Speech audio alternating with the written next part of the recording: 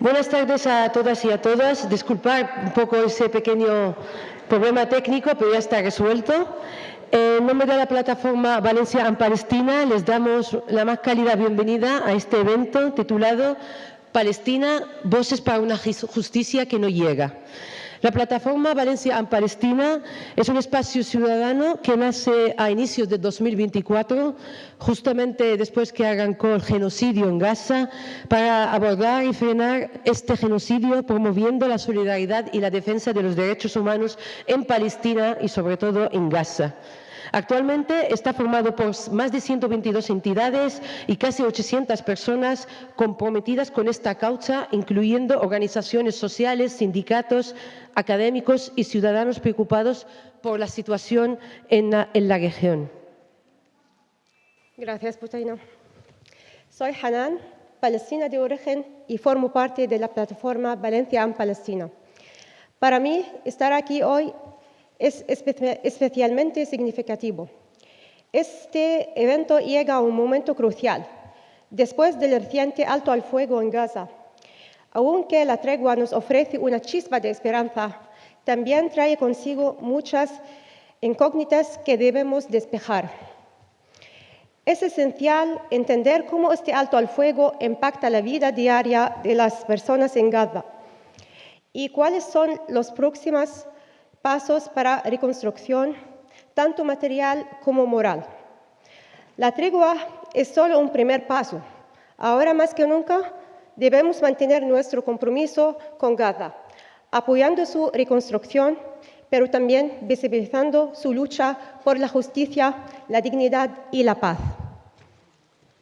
Y antes de empezar nuestro debate, creo que era fundamental hacer llegar la voz de Selma, una niña gazatí que esta tarde quería mandaros a todos los valencianos y las valencianas un mensaje muy importante.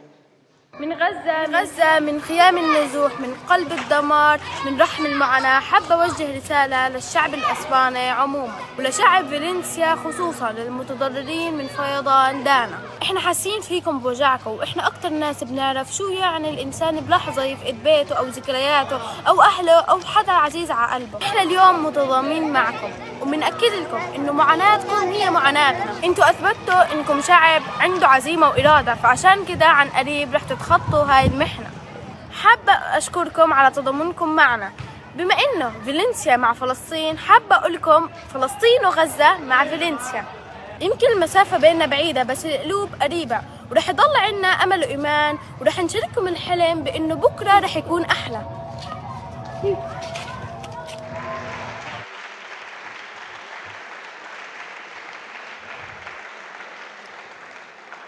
Bueno, agradecemos a Salma ese mensaje a todo el pueblo de Gaza, que han lanzado muchos mensajes de apoyo en los momentos más difíciles que hemos vivido como comunidad, como vecinos y vecinos después de la Dana.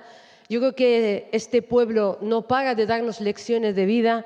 Creo que hoy más que nunca, aunque otros digan otra cosa, podemos empatizar con el pueblo gazatí.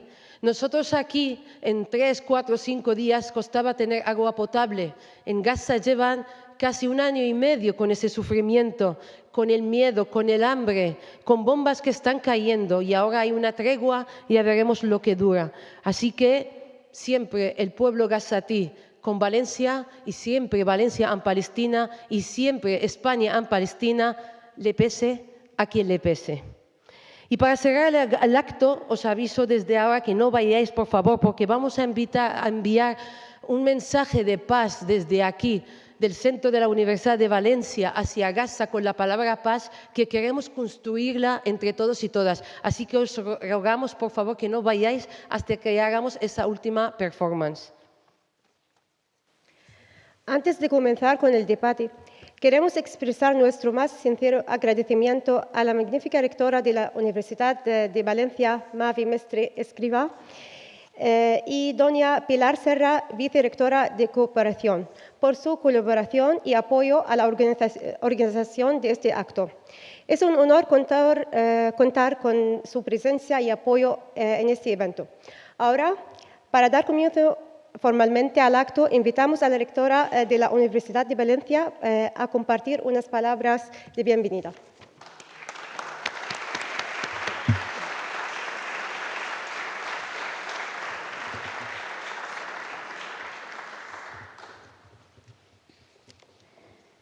Buena vesprada. Buenas tardes a todos y a todas. Señora Boutaina El Hadri, vicepresidenta de Casa Marruecos. Señora Hanan Kodoura, representant de la Comunitat Palestina de València. Membres de la plataforma València en Palestina i especialment presidenta de Joves Sòlides, senyora Lourdes Mirón. Senyora Luz Gómez, autora del llibre que avui es reuneix en l'edifici històric de la nostra Universitat de València, catedràtica d'Estudis Àrabs i Islàmics de la Universitat Autónoma de Madrid. Bienvenida, es un placer tenerte aquí. Es un plaer que puguem celebrar aquest acte, un acte més de suport al poble palestí que esta Universitat de València ja ve celebrant mesos darrere mesos durant tot aquesta terrible època, terribles mesos de genocidi que està vivint el poble palestí. Ha estat molt emotiu també el testimoni d'esta xiqueta allí. Senyor Emad Mahmoud Eid, director de la xarxa de mitjans Man a Gaza, i la meva molt estimada Lola Bañón, periodista, professora de la nostra universitat, dona compromesa, com totes les persones que he esmentat al principi, i com totes i tots vosaltres que ens acompanyeu avui en la presentació d'aquest llibre. Moltíssimes gràcies per estar avui ací. Moltíssimes gràcies per acompanyar-nos aquesta vesprada ací a la nau, l'edifici històric de la Universitat de València, primera de les universitats valencianes, fundada per la ciutat, per jurats de la ciutat, fa ara 525 anys, fundada en 1499. Quan s'estava treballant en l'organització d'aquesta activitat, rebérem la notícia de l'alto al foc reiteradament demandat i també l'intercanvi de presoners entre Israel i Hamas. Un moment d'esperança per posar fi a una intervenció militar que ha esdevingut un genocidi que ha superat tots els nivells de crueltat que podríem pensar que regiren i que existiren en el món actual. Un món en què veiem amb desesperança el triomf d'una política populista i l'auge de magnats tecnològics que empren les seues plataformes per a transformar la percepció de la realitat.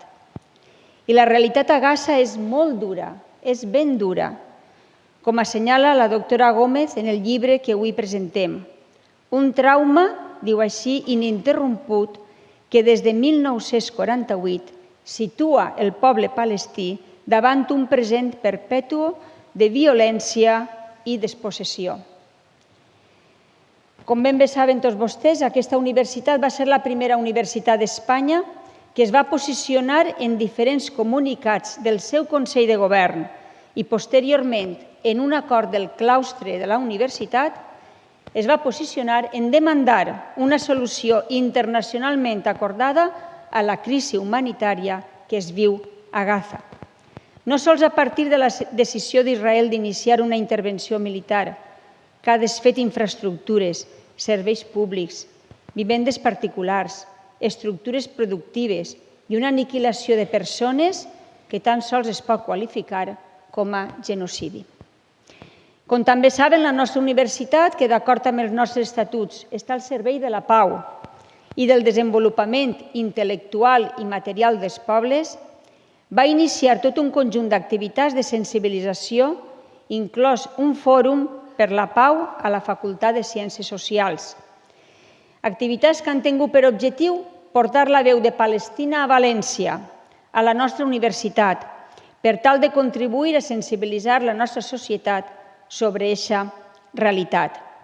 Aquest edifici, que va obrir les seues portes fa 525 anys, al llarg dels darrers mesos s'ha comptat la política israeliana que cerca, com diu la doctora Gómez, erradicar tant el passat com qualsevol futur palestí. La política de desterritorialització, d'erradicar les persones de la seva terra, d'aquella en què estan els seus arrels, acaba amb el passat, amb la memòria de les famílies, en una ecologia de la guerra sobre la qual el doctor Abu Sita, ens va il·lustrar en la conferència acollida a la nostra aula magna a escassos metres d'aquest històric Paranimf. Ha estat i continua estant l'acció d'Israel una vulneració dels drets humans, com posa en relleu l'informe del nostre Institut d'Investigació en aquest àmbit, que va desenvolupar un conversatori sobre aquest tema de la mà de Joan-Marc Ferrando. És Gaza la fi de qualsevol esperança, es preguntava el doctor Jesús Núñez en la conferència que va acollir la Facultat de Dret de la nostra universitat. Una temàtica sobre la qual Francesca Albanese, relatora de l'ONU, va dissertar en un acte en connexió amb estudiants palestines a la nostra Facultat d'Economia. En aquest sentit, la doctora Gómez, en la seva obra, parla del sumut, la resiliència palestina que construeix una política d'esperança. Tal vegada el testimoni d'esta xiqueta sigui un exemple d'aquesta resiliència a Gaza. Les històries de l'exili palestí les contaren a la nostra Facultat de Farmàcia Basma Murad, Hanan Kadoura i Salah Awad El-Soussi. Avui, una vegada més, alcem la nostra veu contra la neteja ètnica planificada per Israel a Gaza. Reiterem el nostre suport a les universitats palestines amb les quals ja hem signat acords de col·laboració i, seguint amb els actes més enllà de les paraules, convocarem un programa de beques refugi per a estudiantes i estudiants de Palestina per poder continuar els seus estudis a la Universitat de València. És en aquest punt, com en tota la tasca de cooperació, que vull posar de relleu el treball de la nostra vicerectora Pilar Serra, que avui així ens acompanya. I unes paraules per a l'autora del llibre. Estimada professora Luz Gómez, enhorabona per l'obra tan interessant i rellevant que avui es presenta ací.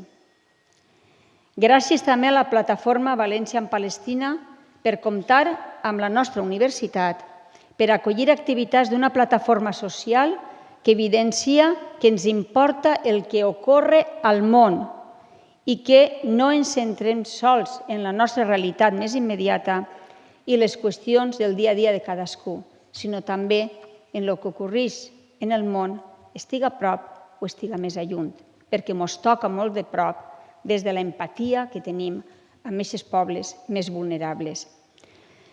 També estem contra una teologia política de l'extermini, emprant les paraules de la doctora Gómez. Continuarem alçant la nostra veu i acabe ja invocant també les paraules del que és titular d'aquesta universitat, medalla de la Universitat de València, cantautor valencià Raimon, dient: no, jo dic no, diguem no, nosaltres no som d'aquest món. Moltíssimes gràcies.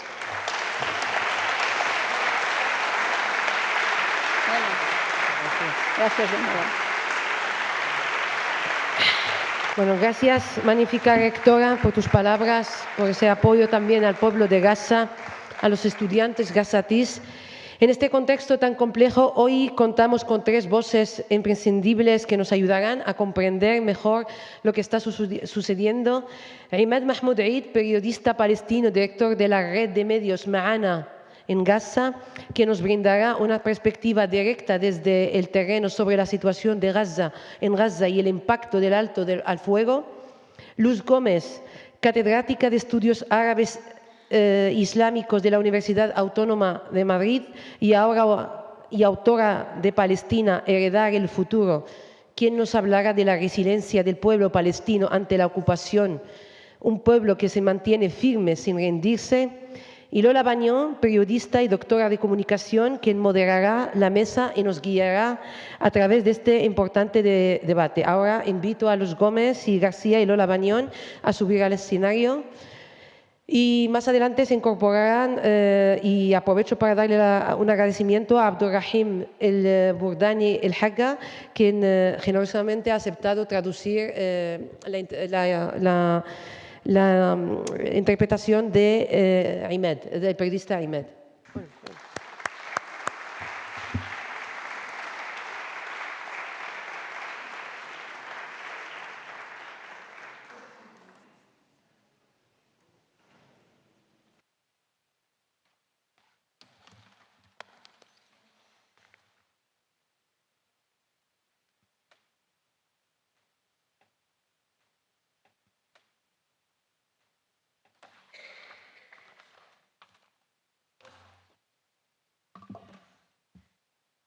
Bueno, molt bona vesprada a totes i a tots. Moltes gràcies a la Universitat de València per organitzar este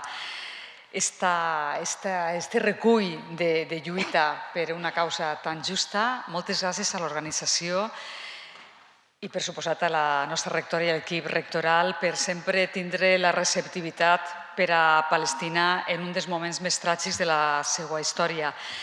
Bueno, com han comentat abans, a partir de les 6 tindrem l'oportunitat de parlar amb el periodista Imad Mahmoud Aid des de Gaza. Mentre arriba aquest moment, perquè allí les connexions no sempre són fàcils, anem a començar ja la nostra conversa. Bueno, és de sobra coneguda, benvinguda a la Universitat de València, Luz Gómez. Moltes gràcies. Bueno, ella està en Madrid, en la Universitat de Madrid, però ha estat molts anys a la Universitat d'Alacant i, per tant, domina el valencià també. No vaig estendre'm en la presentació perquè pràcticament tots teniu el llibre Palestina, heredar el futuro. Sí que vos he de dir que, des del meu punt de vista, i no és per fer una laudatio, Luz Gómez és, des del meu punt de vista, l'acadèmica que millor coneix l'ànima palestina perquè, més enllà de la presència física al territori, ella ha sigut, per exemple, traductora de Mahmoud Darwish. De fet, jo la vaig conèixer des d'aquesta vessant de traductora literària i Mahmoud Darwish sabeu que és el poeta nacional palestí i a través de la cultura, a través de la poesia, a través de l'art, moltes vegades és com coneguem l'ànima d'un poble. Bé, Palestina, heredar el futur. Directament, Luz, en un moment com este, que portem més d'un any de genocidi, este titular, este títol, heredar el futuro. Heredar el futuro, ¿qué significa y cuál era tu posición personal al escribir este libro? Emocionalmente también, no solamente con los datos históricos. Bueno, primero me permites que dé las gracias a todos los compañeros y compañeras de la plataforma Valencia Palestina y sobre todo a la Universidad de Valencia que nos ha acogido y a su ilustrísima rectora y compañera Mavis Mestre por permitirnos además compartir esta sala en la que la historia se nos viene encima. Y está muy bien que sea así para enlazar con la pregunta que me ha hecho Lola. Pido disculpas por no hablar en valencià, pero han pasado muchos años desde que estuve en Alicante y no me siento con facilidad para hacerlo, pero me encanta volver a escucharlo y a sentirme en casa. Me preguntas por el sentido del título del libro y también desde dónde lo escribí. Tú has mencionado por dónde me conociste, cómo fue, imagino, la primera vez que oíste mi nombre. Y yo voy a empezar precisamente con Mahmoud Darwish, con el poeta que ha sido durante décadas y lo sigue siendo la voz del pueblo palestino. Y Mahmoud Darwish, que no gustaba de que se le reconociera como poeta nacional, se revolvía cuando escuchaba esto. El último recital que dio con vida, él murió en agosto de 2008, y el último recital que dio en Palestina fue el 1 de julio en Ramallah, con motivo del centenario de la creación del Ayuntamiento de Ramallah, y leyó un poema inédito, un poema que empieza diciendo «Manana liakula lakum ma aqulu lakum», que es algo así como «¿Quién soy yo para deciros lo que os estoy diciendo?». Eso me pregunto yo, ¿no? ¿Quién soy yo para deciros lo que os estoy diciendo aquí? Y aunque sea pretencioso por mi parte, tengo que decir algo. Y voy a seguir también de la mano de Mahmoud Darwish. Y él, en las últimas entrevistas que dio, no dio muchas en su vida, de hecho dio unas cuantas al comienzo, luego tuvo una etapa, la etapa que se corresponde con los años que pasó en Beirut, participando en la Revolución Palestina y en la lucha por la liberación de Palestina, luego en París tampoco, pero cuando volvió, y él decía que volvió para no volver, cuando volvió a Ramallah, entre Ramallah y Amman, después de los acuerdos de Oslo en 1996, volvió, comenzó a dar más entrevistas de carácter literario y en algunas de estas entrevistas él habla de una noción que es por donde yo quiero empezar para explicar el libro. Él hablaba el mal crónico de los palestinos. Y decía que el mal crónico de los palestinos es la esperanza.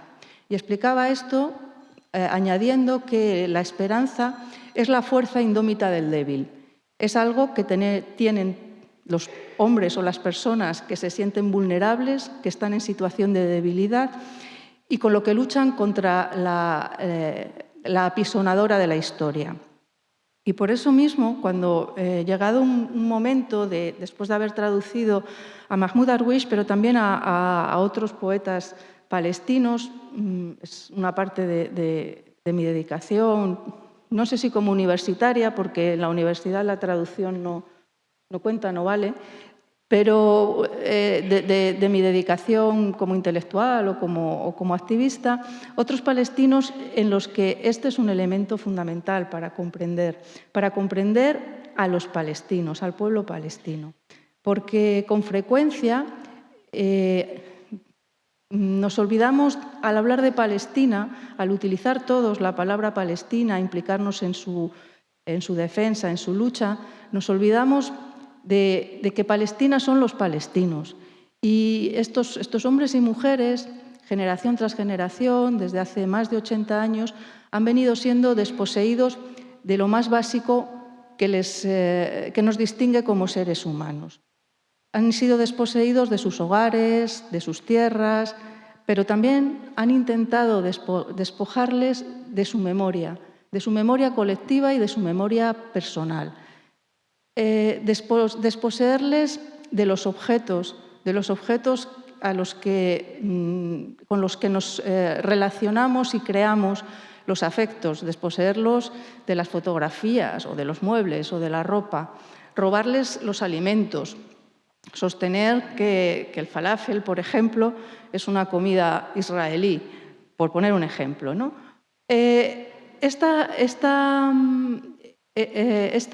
idea de que había que recuperar la historia de Palestina desde las voces de los palestinos, desde la noción de que palestinos hay más de 12 millones de personas esparcidas por todo el mundo y que la solución de Palestina tiene que estar siempre en relación con esta idea. No solo se trata de los territorios ocupados, no solo se trata de Gaza y Cisjordania, por supuesto hay que parar el genocidio de Gaza, eso es fundamental, pero hay que parar todas las formas de aniquilación del pueblo palestino que se han venido realizando de forma sistemática por el proyecto sionista desde finales del siglo XIX, es lo que me llevó a escribir el libro.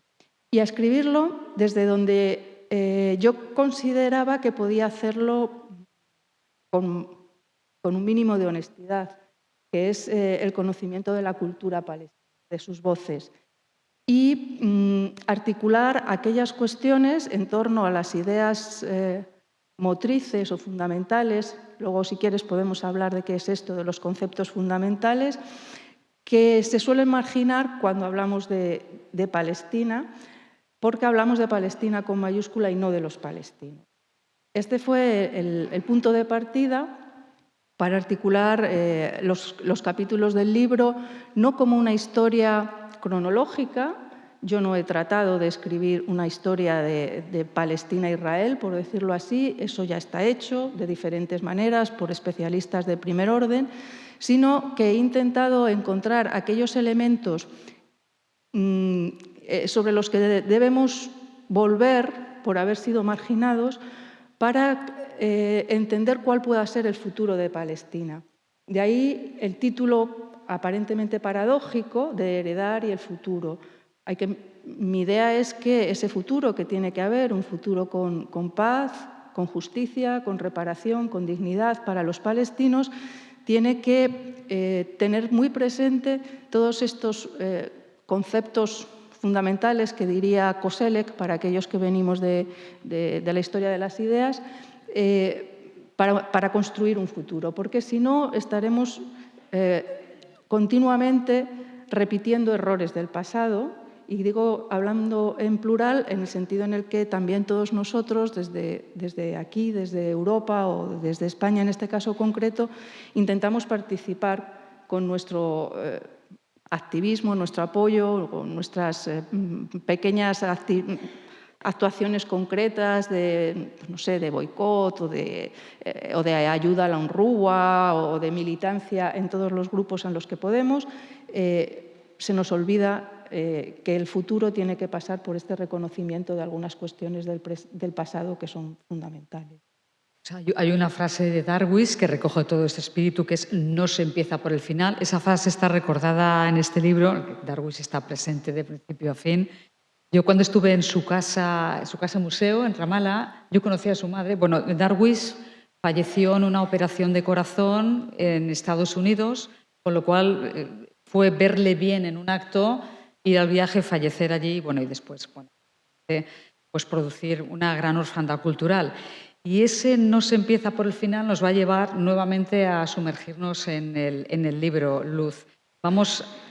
Te voy a preguntar que nos cuentes conceptos fundamentales a los que te refieres como memoricidio, politicidio, porque eso explica muy bien lo que es la ocupación. Los europeos no tenemos experiencia directa, visible de lo que es una ocupación, pero estos conceptos sí que lo abren. Pero antes de eso hay algunos detalles que a mí me llaman la atención y que vinculan mucho con los meses recientes, ¿no? Hay una frase clara que habla de una limpieza étnica planificada y el reconocimiento de que las cosas no empezaron, obviamente, el 7 de octubre. Cuando hablas de planificación, te retrotraes a la historia. ¿También ha habido planificación en esta acción de Gaza en los últimos meses palestinos? Sí, total rotundidad. Sí, evidentemente hay un punto de arranque, que es el atentado del 7 de octubre, pero la respuesta sistemática de destrucción de hospitales, universidades, asesinatos selectivos de nuestros colegas en la universidad, de los rectores, de los profesores, de los decanos, los bombardeos a las escuelas en las que se refugian las familias, el hambre como arma de guerra, la destrucción de todas las infraestructuras que hacen posible la vida, desde el agua, la electricidad, las carreteras, el traslado forzoso de población de un lugar a otro sin ninguna seguridad, incluso de personas totalmente desarmadas, eso es planificado. Pero es planificado y sistemático y reproduce esquemas que ya se habían puesto en práctica. Quizá no se había tenido conocimiento de ellos en tiempo real como se ha tenido ahora, pero 1948 supone que 2/3 de la población palestina, de toda la población palestina, es decir, 750.000 personas, entre 750.000 y 850.000, ahí las cifras pueden bailar, pero son 2/3 de la población palestina, son arrancadas de sus casas, de sus hogares, de sus tierras y se convierten en desplazados o refugiados. Pueden convertirse en refugiados en lo que luego fue Cisjordania y Gaza o refugiados en los países limítrofes, en el Líbano, en Transjordania por entonces y en Siria y Egipto. Eso también fue planificado, eso respondió a la lógica de un plan, el Plan Dalet, entre otros, que se ha conocido después de algunas décadas cómo se planificó y cómo se ejecutó antes de la proclamación del Estado de Israel el 14 de mayo de 1948 y después, durante los meses centrales del verano del 48.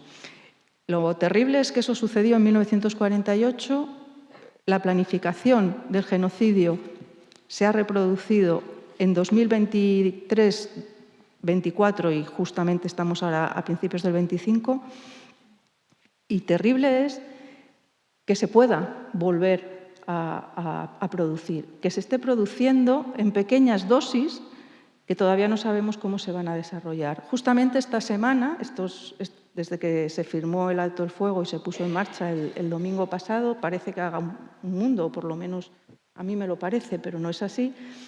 Se han salvado muchas vidas, todas las que se salven son pocas, pero al mismo tiempo el ejército israelí ha entrado en Jenin, en el campamento de refugiados de Jenin, y ha puesto en marcha prácticas que ya había experimentado en Gaza.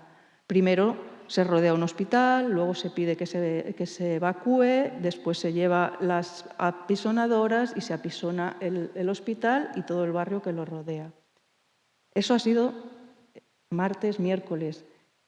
Ha pasado en Nablus. Nablus ha sido cercada y se ha permitido a los colonos. Nablus es una ciudad, una de las ciudades más pobladas de Cisjordania, de las más antiguas también. Nablus no es un campamento de refugiados, no es tan fácil entrar con las apisonadoras y arrasar el campamento. Tú lo sabes bien, has estado allí.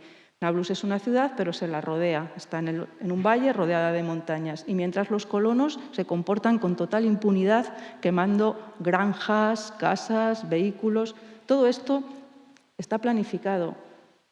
El exterminio, la aniquilación va progresando. Y además, Netanyahu lo dice impunemente, sus ministros lo dicen.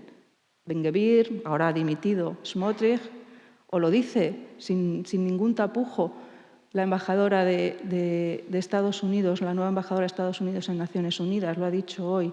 Ella va a defender que Cisjordania es parte de Israel y desaparezcan los palestinos.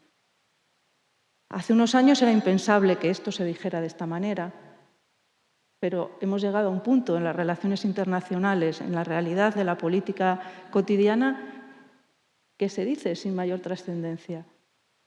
Y la pregunta que me hacías, el genocidio estaba planificado, lo ha estado más recientemente y lo va a estar. Y tenemos que estar alertas y denunciarlo continuamente. Comprender la ocupación es difícil para nosotros, muchas veces incluso desde el punto de vista del periodismo, explicar en una crónica qué significa una ocupación es complicado porque muchas de las presiones, de las opresiones que viven los palestinos no son difícilmente traducibles en una imagen.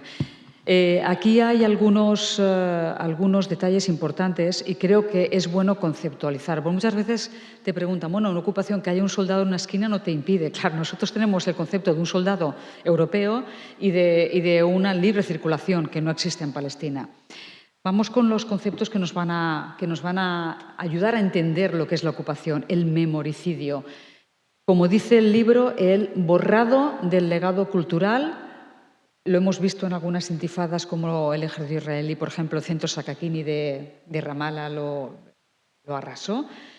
Pero ¿qué trascendencia tiene la eliminación del borrado cultural de los palestinos? Aunque has hecho alusión también, por ejemplo, con una referencia gastronómica, que yo creo que es lo más fácilmente visible, pero aquí hay muchísimo más. ¿Qué significa el memoricidio? La identidad palestina es la identidad de los palestinos. Yo decía, bueno, esto de hablar de los palestinos y no Palestina, yo se lo he robado y hay que decirlo, ¿no? A Elias Khoury, que era un grandísimo novelista libanés, falleció en septiembre, y que escribió seguramente la que es la mejor novela de la Nakba. Luego hablamos de qué es la Nakba, la novela de la desposesión de Palestina. Elias Khoury decía esto, decía, a mí Palestina no me interesa, me interesan los palestinos. Bueno, pues esta idea tiene que ver con la lucha contra el borrado de la memoria de los palestinos, la memoria que construye la identidad palestina y que tiene como centro la tierra, es fundamental la noción de tierra, pero no la noción de tierra en términos tanto geográficos o físicos o materiales, sino lo que la tierra transmite. La tierra transmite la manera de cultivar los olivos, la tierra transmite la alimentación, la tierra transmite las posibilidades de comunicarte por los caminos milenarios que atraviesan Palestina y que llevan a Mesopotamia, a Egipto, a Arabia. Es el centro de la Asia y también del Mediterráneo oriental. La tierra, yo decía, la tierra no como un elemento político, como un territorio en disputa en términos políticos, sino como la que constituye el enraizamiento de lo que se es como palestino o palestina. Y en el memoricidio que los israelíes ponen en marcha, la tierra se usurpa también transformando su paisaje, cambiando los olivos por árboles pinos estilo de los Alpes suizos, por ejemplo, arrasando, por supuesto, todos los restos arqueológicos de época otomana, de época mameluca, de época de los primeros siglos del Islam o incluso del cristianismo. Se transforma la tierra, se transforman sus nombres, se llama de otra manera a lo que durante siglos y siglos tenía el nombre de un pueblo o un camino o una montaña o un río. Se roban los mapas que demuestran la propiedad o la distribución de las parcelas. Se destruyen los archivos en los que se conservan los documentos históricos de propiedad, de legislaciones, de fotografías también, incluso cuando empieza a haber archivos orales, los archivos orales. Y todo esto no de una manera aleatoria, no es por algún tipo de, podríamos decir, el coronel o el general de turno le interesa que desaparezca el centro Sakakini, sino que hay una lógica sostenida desde el inicio de la desposesión palestina, desde los años 20 y 30, de borrar el pasado árabe de Palestina. El pasado que está vinculado con la lengua árabe, por ejemplo, o con todas las tradiciones que la rodean, la música, los bailes. Y cuando los palestinos, a partir de 1948, sobre todo desde los finales de la década de los 50, pasado el primer shock y trauma de la primera Nakba, la del 48, comienzan a rehacerse y a crear sus propias instituciones, centros de estudios, institutos de investigación. Israel sistemáticamente los ha destruido. En 1982, cuando las tropas israelíes asedian Beirut y finalmente entran, después de que ha salido una parte de la OLP, los dos objetivos decididos y claros de destrucción fueron los campamentos de Shabra y Shatila, donde dejaron actuar a las falanges maronitas para que arrasaran los campamentos, y el Instituto de Estudios Palestinos, donde se guardaba toda la memoria de Palestina. Fueron los dos lugares a los que fueron los tanques directamente a atacar y destruir. Y lo mismo ha sucedido en Ramallah en distintas ocasiones. O lo mismo sucede en Jerusalén, donde progresivamente han ido desapareciendo todas las instituciones culturales palestinas, desde el Teatro Nacional Palestino a los propios fondos del Centro Cultural Sakakini, que estaban en Jerusalén y que también fueron arrasados. Este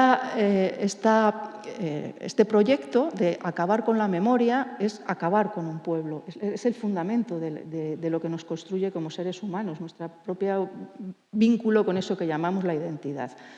Y que por eso mismo intelectuales como Mahmoud Darwish o como Edward Said reflexionaban sobre ello en términos muy distintos a los que solemos ponernos nosotros aquí en Occidente o bueno, en este país nuestro que llamamos España y donde también tenemos muchos problemas con nuestro pasado y con nuestra identidad.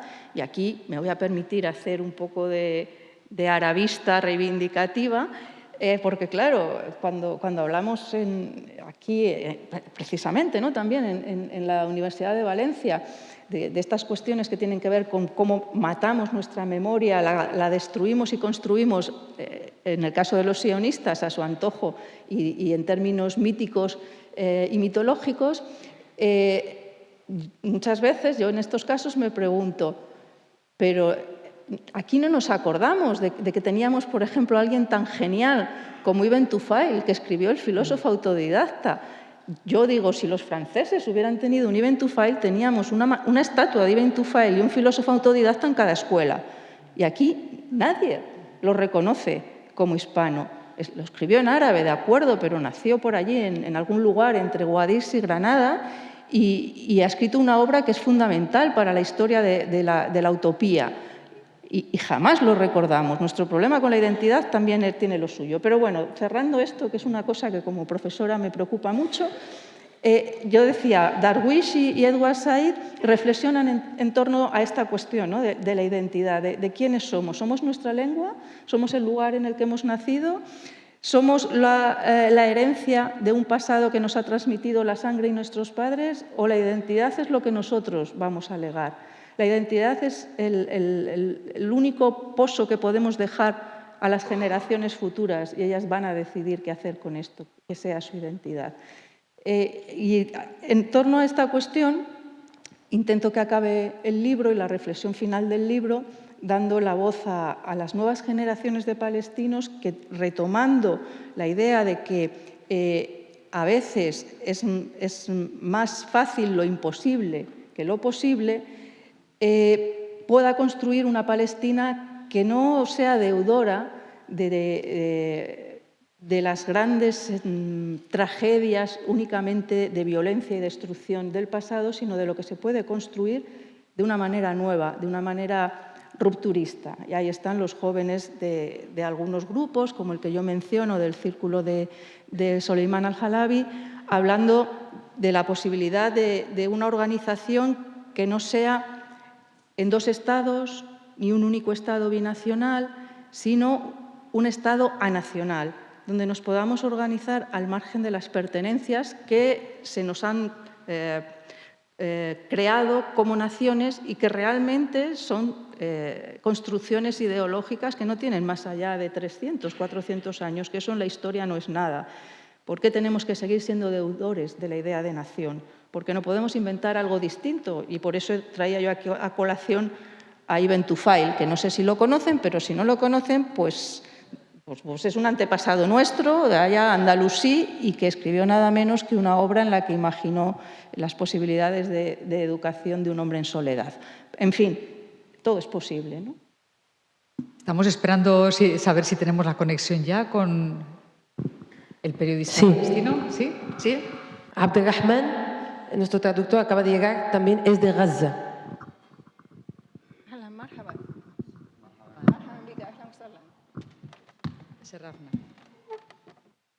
Bueno, pues casi vamos a seguir hablando mientras esperamos que aparezca Imad en pantalla. ¿Vale? Vamos a estar pendientes, pero vamos a seguir conversando con Luz, esperando que se produzca esta conexión.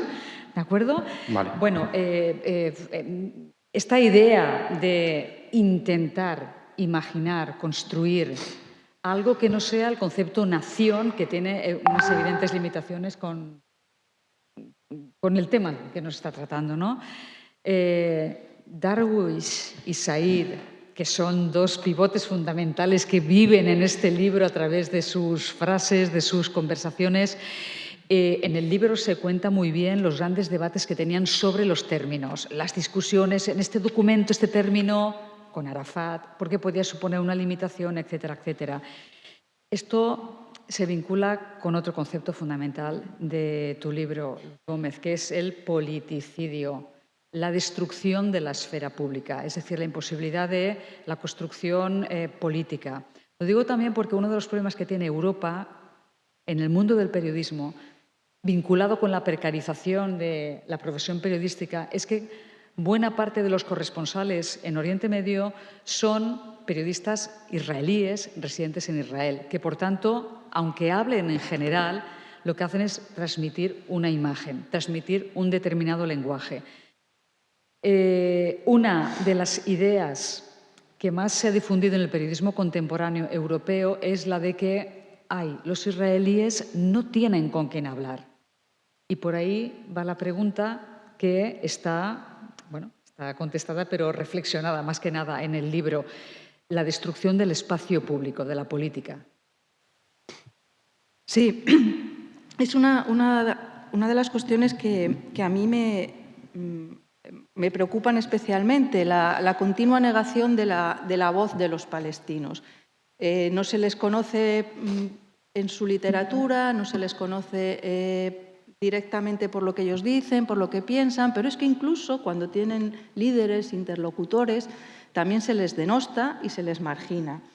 Y esto tampoco es como hablábamos antes a propósito de la cultura o de la tierra o de las tradiciones, no es una cuestión que no esté programada, no es algo espontáneo, sino que está muy bien planificado. El decir que los palestinos no cumplen con su palabra, que llegado un momento siempre dan marcha atrás, que esto ha sido así en el acuerdo de tal y de tal, que la corrupción permea toda la vida política palestina. es un tópico, un lugar común. Y a mí me parecía que uno de los personajes en los que mejor se encarnaba esta cuestión era Yasser Arafat. Uno de los capítulos del libro está dedicado a Yasser Arafat. Con frecuencia se me ha preguntado, pero bueno, ¿por qué has escrito sobre Yasser Arafat, no? Sí, una de las cosas que en la comida le he preguntado, que es de los pocos libros en España que he leído en los cuales hay una mirada comprensiva a la situación de Arafat. Eso, Luz, sí me gustaría que nos lo contaras. Claro, y esto viene, yo también, o sea, yo participo de mi sociedad y del mundo, yo he participado de esta visión sobre Arafat, en parte porque, bueno, todos somos ya mayores, hemos conocido o bien hemos vivido desde la primera intifada, desde el 87, los acuerdos de Oslo, la segunda intifada, la muerte de Arafat, todo lo que se ha creado en torno a Arafat. Y a mí una de las cosas que cuando he ido a Palestina me resultaban más sorprendentes es que al hablar con la gente joven, con los chicos de la universidad y las chicas, que cuando yo voy a hacer los intercambios allí a Birzeit o a Nayaj en Nablus, ellos salvaban la figura de Arafat. O sea, cuando empezaba la crítica de toda la corrupción de la autoridad nacional o de los líderes o de los partidos o de Oslo o de Hamas o de Fatah acababan salvando a Arafat. Y a mí me sorprendía, porque viniendo del activismo y del mundo intelectual español o europeo, Arafat no forma parte de ninguno de estos elementos que podríamos decir que los palestinos respeten hasta límites como no, Arafat es otra cosa.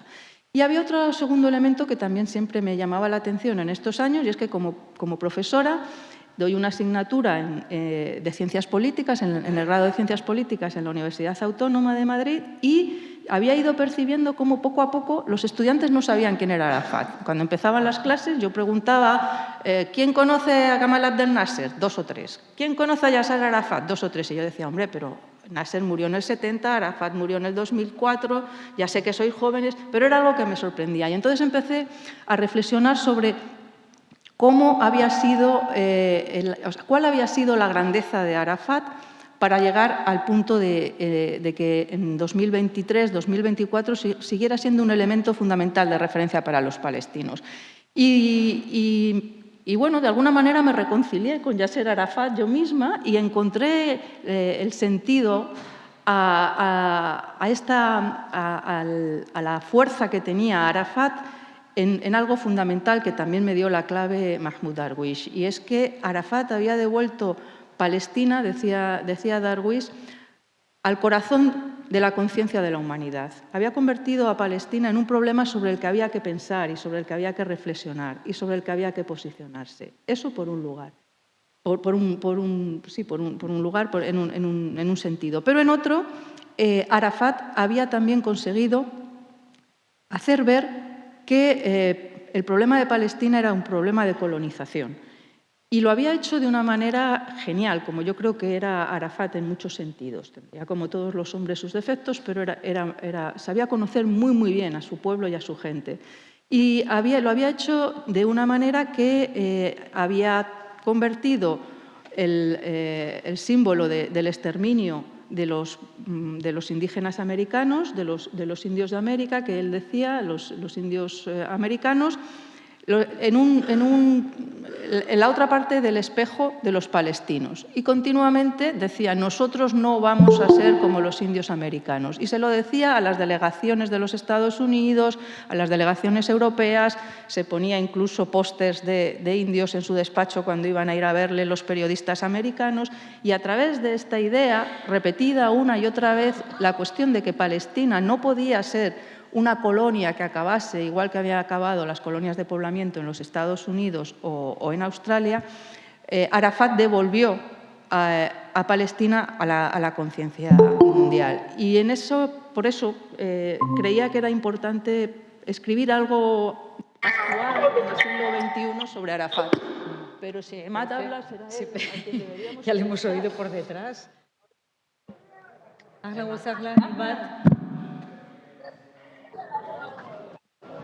السلام عليكم عماد. أهلا بكم.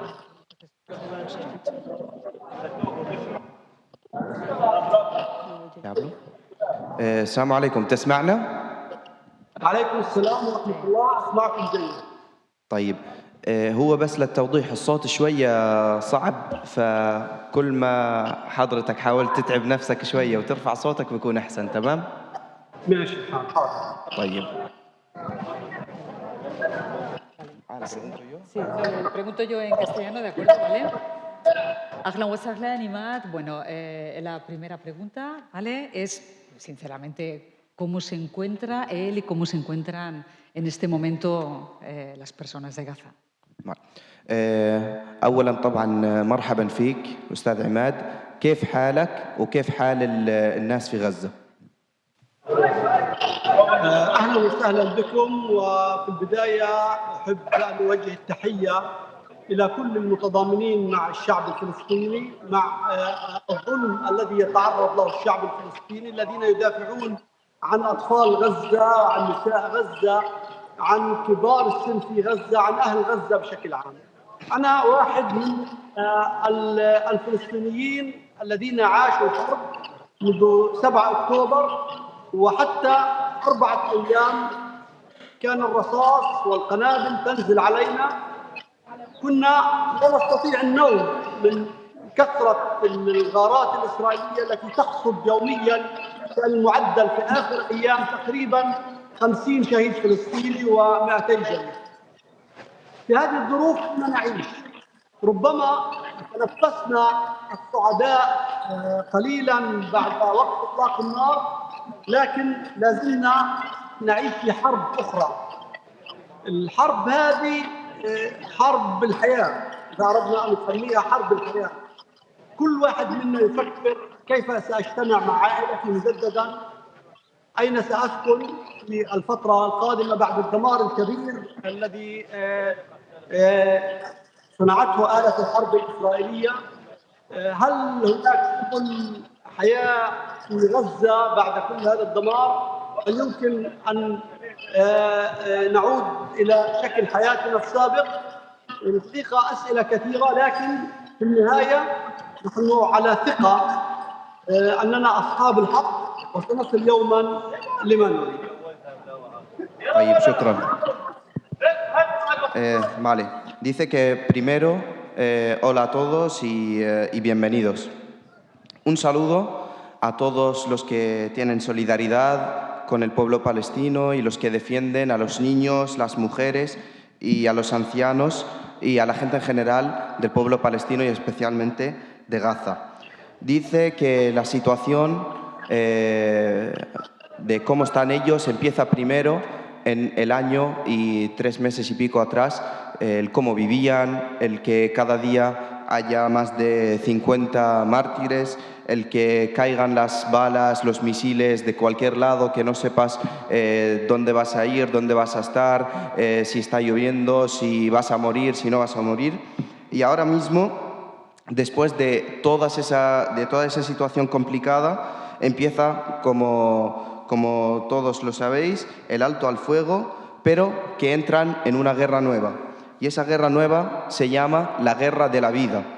Y explica diciendo, con preguntas, esta guerra, y es: ¿dónde voy a vivir? ¿Me voy a volver a encontrarme con mi familia? ¿Dónde voy a estar? ¿Cómo voy a vivir? Pero bueno, tenemos al menos la confianza de que nosotros tenemos la verdad y que lucharemos por ella hasta el final. Hace unos días un grupo de periodistas palestinos denunció lo que ellos consideran el abandono de las organizaciones de periodistas. La pregunta es, ¿se han sentido abandonados por las asociaciones profesionales de periodistas, por los periodistas del resto del mundo? طيب أستاذ عماد، السؤال يقول: قبل كم من يوم حضرتكم كصحفيين أصدرتم بيان بشعوركم بالتخلي من جهة أو من ناحية الصحفيين أو منظمات الصحافة بشكل عام في العالم. هل هذا الشعور فعلا موجود؟ حقيقة هذا يعني يجب أن نجيب عليه بالحديث عن من فقدنا من زملائنا في الحرب. تخيل أنه في 470 يوم استشهد 205 صحفي فلسطيني، يعني عملياً كل يومين كان صحفي فلسطيني يقتل على يد جيش الاحتلال الإسرائيلي. ليس هذا فقط، في بعض الحالات أيضاً كان يقتل الصحفي مع عائلته، وفي بعض الحالات تقتل عائلة الصحفي لأنه كان في تغطية صحفية ولم يكن معهم فنجا من الموت وفقد عائلته. هناك عدد من الصحفيين اعتقلوا في بداية الحرب الإسرائيلية على قطاع غزة، وهناك صحفيين مصابين، فنحن تعرضنا إلى مذبحة صحفية. أيضا خلال 470 يوم لم تسمح إسرائيل لأي صحفي أن يدخل إلى قطاع غزة، والتغطية كانت فلسطينية بامتياز. لم نشاهد إلا بعض الصحفيين الذين دخلوا مع جيش الاحتلال الإسرائيلي، وللأسف كان بعضهم من الصحافة الإسرائيلية الذين شاركوا في تفجير منازل المواطنين الفلسطينيين وكانوا يستعرضون عملية التفجير ويفتخرون بها، وهم صحفيون محسوبين على الصحافة الإسرائيلية. في كل هذا الوقت كنا في كثير من الأحيان لا نجد السترة الواقية التي يمكن أن تحمي من رصاصة طائشة لنرتديها، أو الخوذة التي يمكن أن تمنع شظية صاروخ إسرائيلي من الوصول إلى رأس الصحفي الفلسطيني. طوال هذه الفترة يعني كنا نعيش في الخيام، وأنا الآن أتحدث إليكم من الخيمة التي تعتبر المكتب وتعتبر المنزل، وأعيش فيها في هذه الخيمة تحديدا منذ 8 شهور، لم يختلف علي شيء. وأيضا بعد وقف إطلاق النار بقيت في هذه الخيمة. ماذا قامت المنظمات الصحفية في العالم، ماذا قدمت للصحفي الفلسطيني خلال هذه الفترة التي تعرض فيها لكل أشكال القتل والقمع؟ هذه هي إجابتي. لا أستطيع أن أوجه اللوم لأحد، لكني أسأل ماذا فعلتم لحماية حرية الإعلام؟ كل مكاتب الصحفيين في مدينة غزة دمرت، كل الإعلام المحلي دمر، وأجبرنا على الخروج من مدينة غزة. بعضنا خرج في اليوم السابع بقرار من جيش الاحتلال، وبعضنا صمد في غزة. حاولنا البقاء ل40 يوما ثم أجبرنا على الخروج. هذه هي إجابتي. ماذا فعل اتحادات الصحفيين في مقابل ما وصفته لكم من اعتداءات على الصحفيين الفلسطينيين؟ Comienza hablando en respuesta a la pregunta de la siguiente forma. Dice que durante 470 días ha habido 205 mártires periodistas, es decir, una media de 2 periodistas, o sea, de un periodista cada 2 días. Dice que el ejército israelí buscaba a los periodistas para bombardearlos y matarlos, y en ocasiones los mataba, los buscaba a ellos con sus familiares, y en otras ocasiones no se encontraba el periodista con la familia, entonces bombardeaban la familia y al volver pues no encontraba el periodista a la familia. Con lo cual dice que lo que han vivido es una masacre. Otro punto es que Israel no ha permitido la entrada de otros periodistas que no fueran palestinos a Gaza para cubrir lo que está pasando. De hecho, algunos periodistas que han entrado de fuera entraron con el ejército israelí y participaron y sacaron en imágenes cómo bombardeaban las casas con los tanques, y por desgracia, dice, esos han sido los periodistas que ha llevado la narrativa israelí y que ha metido en Gaza.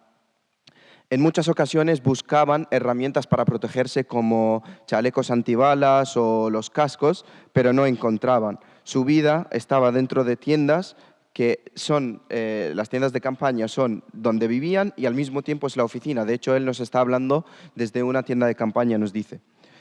Entonces, a todo eso, él pregunta en modo de respuesta: ¿qué han hecho las instituciones periodísticas en el mundo con respecto a todo lo que ha comentado?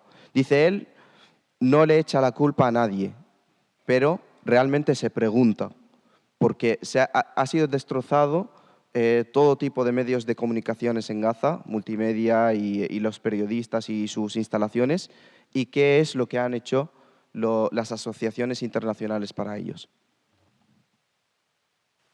Ese era el tono que reflejaba la locución de los periodistas palestinos el otro día de denuncia.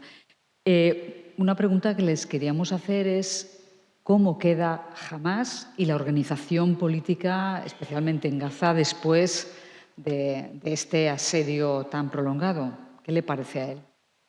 ¿Qué le parece o cómo quedan las dos? No, bueno, las dos cosas. ¿Cómo ve el panorama? ¿Queda algo de Hamás, de alguna otra fuerza, por ejemplo, las fuerzas de izquierda? Vale.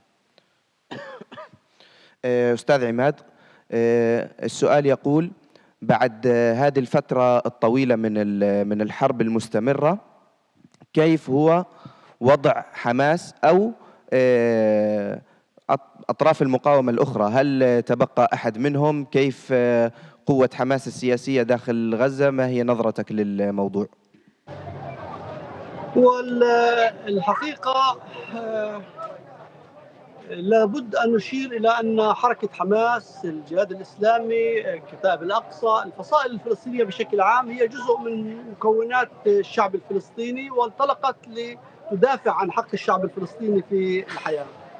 الآن ماذا جرى خلال الحرب؟ هناك جزء كشف عنه، وهناك جزء حتى الآن الاعتبارات لدى حركة حماس والفصائل الفلسطينية لم يكشف عنه. يعني حركة حماس لم تنع رسميا قادتها الذين استشهدوا في الحرب على قطاع غزة، لكن في أول أيام وقف إطلاق النار وجهت حماس رسالة صعبة وقاسية لإسرائيل عندما تمت عملية التبادل في وسط مدينة غزة التي يسيطر عليها جيش الاحتلال، وظهور مقاتلي القسام بالعشرات ربما بالمئات، وهم يرتدون الزي العسكري الكامل والأسلحة والسيارات نصف النقل والتحام الناس حولهم. يعني الحاضنة الشعبية كانت موجودة.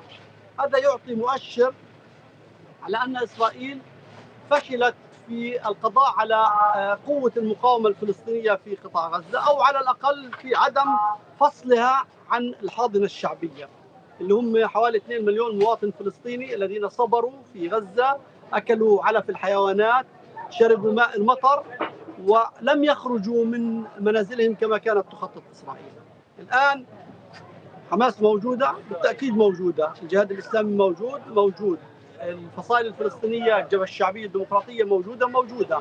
لأن ما هو مستقبل، هل ستبقى حركة حماس تحكم قطاع غزة؟ هذا سؤال مهم جدا للشارع الفلسطيني وللمجتمع الدولي. الشارع الفلسطيني مكونات الحكومة لدى حركة حماس بدأت تظهر على السطح، انتشار للشرطة الفلسطينية وفي مقراتها، وافتتاح هذه المقرات بشكل جزئي، عودة البلديات للعمل، وأيضا انتشار للمسلحين الفلسطينيين في عروض عسكرية كبيرة. الآن من أهم أهداف الحرب الإسرائيلية هو القضاء على حركة حماس. هذا الأمر انتهى وأصبح خلف الظهر، لا يوجد قضاء على حركة حماس. لكن هل ستحكم حماس غزة بعد الحرب أم لا؟ هذا سؤال طرح وسيخضع للمفاوضات بين إسرائيل وحماس في الفترة الانتقالية. يعني بعد اليوم 16 من الحرب سيبدأ الحديث في هذا الموضوع. البدائل ما هي؟ إسرائيل لا تريد للسلطة الفلسطينية أن تعود إلى غزة، ولا تريد لحماس أن تحكم. ما هو البديل؟ هذا سؤال سيكون مطروح على النقاش. ستبدأ البداية بمعبر رفح، ربما تعود السلطة الفلسطينية إلى معبر رفح لتسهل أمور الناس، لكن هذا سيكون أحد العوامل التي يمكن أن تفجر ملف وقف إطلاق النار. إسرائيل تقول لا تريد حماس ولا تريد السلطة، وحماس موجودة على الأرض. شاءت إسرائيل أم لم تشاء، هي قوة موجودة ولديها بقوة لم تنتهي في قطاع غزة. Vale. Dice que lo primero es que el movimiento de Hamas, el Jihad, Kataib al-Aqsa, etc., son movimientos que son parte del pueblo y defienden al pueblo. Después de la guerra, dice, hemos conocido, o sea, conocemos parte de lo que les ha ocurrido a Hamas, en este caso, hablando de Hamas, pero otra parte no la conocen porque los propios de Hamas no han anunciado las pérdidas que han tenido. Pero, de todas formas, hemos visto en los primeros días del alto al fuego un mensaje contundente de Hamas hacia Israel el día que sacaron a los presos israelíes, el cómo salieron con una cantidad numerosa de combatientes, con varios coches y, lo más importante, comenta, pues el apoyo popular a los que han salido en ese momento. Perdón. Con lo cual dice que Israel, en ese sentido, ha fracasado en dividir y separar entre la resistencia palestina y el apoyo popular que tiene, aunque el pueblo ha sufrido mucho, ha tenido que comer de la comida de animales o de hojas de los árboles. La pregunta de ¿va a seguir Hamas en el gobierno? Dice, es una pregunta importante para los palestinos como para afuera. Ahora mismo lo que estamos viendo en Gaza es que la policía ha vuelto a establecer orden, los ayuntamientos han vuelto a trabajar poco a poco. Y eso significa que el primero de los objetivos de Israel de acabar con Hamas no se ha conseguido. Pero si va a seguir gobernando en el futuro, dice que eso pues, dependerá de las negociaciones que ahora mismo se están llevando a cabo y porque el problema es que Israel no quiere ni que la autoridad palestina gobierne ni que Hamas gobierne. Entonces temen de que este punto, como no hay una solución, no ofrecen una alternativa, que este punto sea el detonante para que el alto al fuego acabe. Pues ya para finalizar, vamos a hacer una pregunta que nos hacemos muchos, la sociedad civil española en general, en concreto la valenciana. ¿Cómo piensan los gazatíes que podemos ayudar los valencianos y las valencianas? ¿Qué esperan de nosotros? أستاذ عماد، السؤال الأخير لحضرتك وهو نحن كمجتمع أسباني تحديداً من فالنسيا سؤال يعني يطرحه الكثير نطرحه عليك نحن أيضاً، وهو كيف يمكننا أن نساعد بشكل مباشر كأشخاص رجال ونساء من مدينة فالنسيا تجاه غزة. أولاً لا نريد للعالم أن ينسى غزة، هذا هو الأهم. غزة ذبحت وعلى مدار 470 يوم تدمرت 175 ألف وحدة سكنية بشكل كامل و70 ألف بشكل جزئي، وبما يمثل 75% من القطاع. فقدنا حوالي 47 ألف شهيد. أنا على صعيد الشخصي استشهدت شقيقتي أختي و6 من أبنائها وزوجها وأحفادها، وفقدت 40 شخص من أفراد عائلتي الكبرى. زملائي كذلك، بيتي تدمر، بيت العائلة تدمر، بيت الإخوة تدمر. خسرنا أشياء كثيرة، لكننا لم نخسر ثقتنا بأحرار العالم، الشعب الأسباني، التظاهرات اللي كانت في كل العالم. نريد أن نقول للعالم لا تتوقفوا عن دعم الشعب الفلسطيني. تذكروا أن غزة تتألم، ولا تعتادوا على مشهد الدمار في غزة، لا تعتادوا على مشهد تشييع الجنازات في قطاع غزة. اجعلوا غزة والقضية الفلسطينية دوما حية في النفوس. لا نبحث عن دعم مادي، نريد للعالم أن يتحرك باتجاه إكمال المشوار الذي بدأ في محكمة الجنايات الدولية، محاكمة قادة الحرب الإسرائيليين على جرائمهم، نبذ إسرائيل حتى تعيد للشعب الفلسطيني حقه، ودوما لا تتوقفوا عن دعم غزة على الأقل بالكلمة. Vale. Dice no os olvidéis de Gaza. Gaza fue destruida, literalmente. Más de 175.000 bloques de viviendas han sido destrozados por completo. Y luego otro número alto también que ha sido destrozado en parte, parcialmente.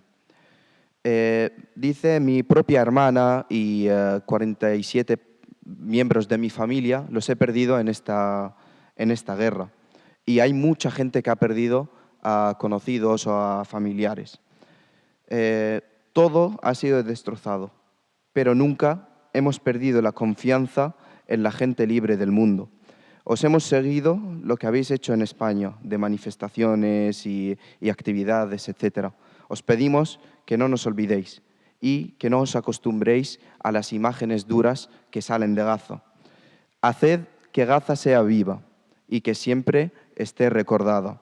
Seguid el camino con lo que podáis internacionalmente de lo que había empezado en la Corte Penal Internacional. Así que como último mensaje, no nos olvidéis, aunque sea con la palabra.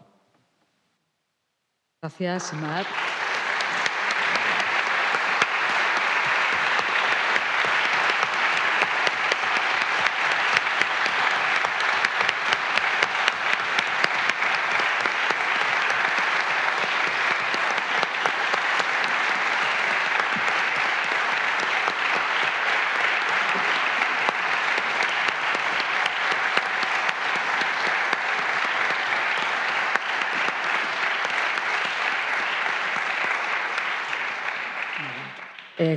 Con las gracias, Shukran, con las gracias, que este saludo es de todo el pueblo valenciano para el pueblo palestino.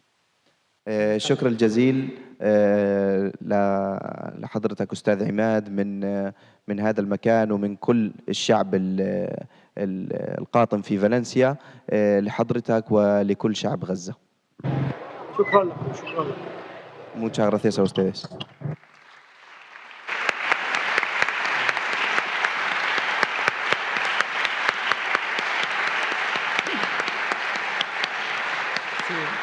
Ahí vemos que realmente estaba en una tienda. Shukran li mutarjim. Gracias al traductor. Fantàstic per este gran treball. Moltes gràcies. Gràcies. Muy bien. Muy bien.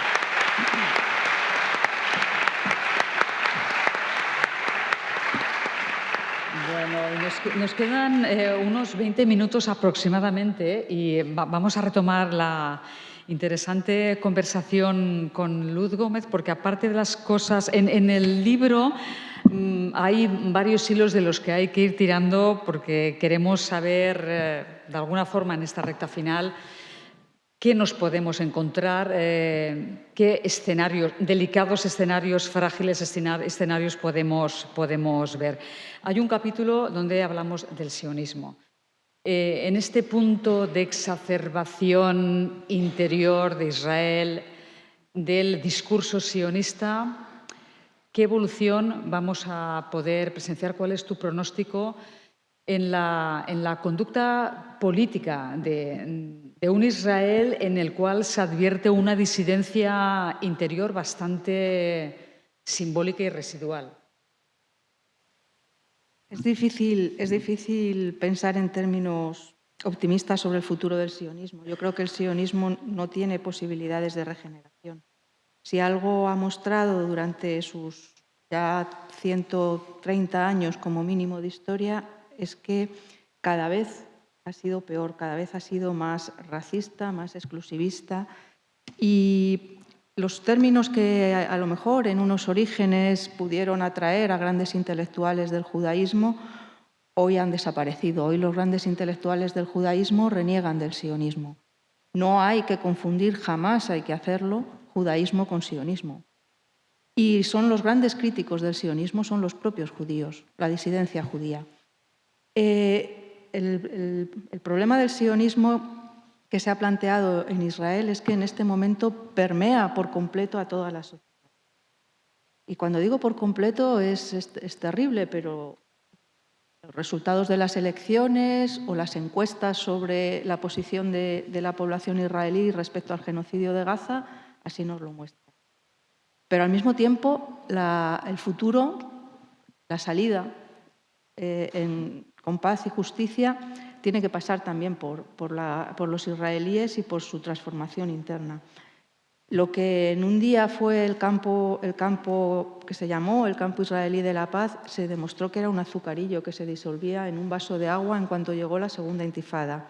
Eso nos muestra la imposibilidad del sionismo de transformarse y dejar de ser un proyecto colonialista de base racista. Así que yo por eso en el libro hablo de que el sionismo ha colonizado la conciencia judía. Y eso es terrible para los judíos ellos mismos. Los judíos antisionistas nos hablan de la dificultad de superar la transformación de la historia del pueblo judío, de una historia del éxodo y del exilio como seña de identidad primera, en un judaísmo de la soberanía sobre la tierra. Y en este sentido, creo que tampoco, o por lo menos yo en el libro no quiero que eso suceda, no me gusta centrarme en la historia de Israel o del sionismo. Creo que es la voz que se ha dado a los israelíes, a su historia, a su historiografía, a los nuevos historiadores, ha ido marginando, borrando la capacidad que los palestinos tienen de escribir también su historia, de ser sujetos del pensamiento y no solo objetos. Edward Said, por volver de nuevo a Edward Said, denunciaba cómo precisamente el orientalismo había transformado a los pueblos de Oriente en meros objetos de conocimiento, a los que se les negaba la capacidad de agencia, de actuación por sí mismos. Y nosotros, como intelectuales, desde Occidente incurrimos, incluso cuando trabajamos sobre el mundo árabe en general, o en este caso sobre la historia de Palestina, incurrimos a veces en el mismo error, en el error de recurrir siempre a las fuentes secundarias en lengua inglesa, en francés o en español, que mayoritariamente, si traducen algo, traducen historia de israelíes o de sionistas. No es lo mismo, pero muchas veces van de la mano. Y no de los propios historiadores palestinos o árabes que se piensan a sí mismos, que buscan soluciones dentro de su propia historia y soluciones que no sean simplemente teóricas, sino también de carácter práctico, organizativo. Y por eso en el libro intento recoger estas voces, recoger estas experiencias, y una de ellas es cómo desde dentro de la propia Palestina se hace frente al proyecto de epistemicidio, podríamos decir, ¿no? de también acabar con la capacidad de conocimiento y de sabiduría de los palestinos, sacando a la luz, recuperando y resignificando proyectos diferentes de la historia árabe, que no tienen que ver ni con la historia europea ni con la historia sionista o israelí. Algo que solemos ignorar o desconocer, ¿no? Y me interesaba, por ejemplo, la experiencia del Círculo de la Universidad Popular de Soliman al-Halabi.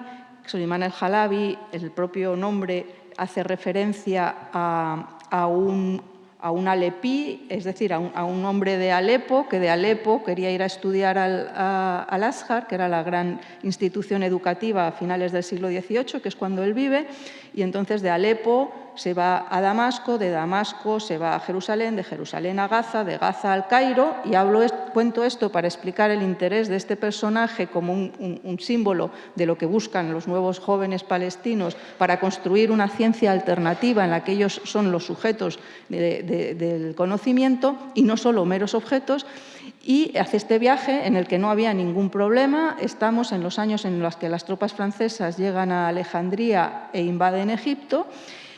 Él no tenía que cruzar las fronteras que hoy son imposibles de cruzar, llega a Egipto y allí tiene conocimiento de cómo los franceses han llegado también a la costa del Mediterráneo oriental, a la costa del Líbano y de Palestina e Israel, y va a cometer un magnicidio, un gran magnicidio en la historia, que es asesinar al general Kleber, al general de las tropas francesas.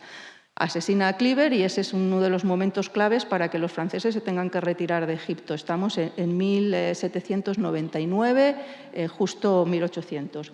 Y al día siguiente de que lo asesinan, cogen a Solimán al-Jalabi, lo ajustician y le cortan la cabeza.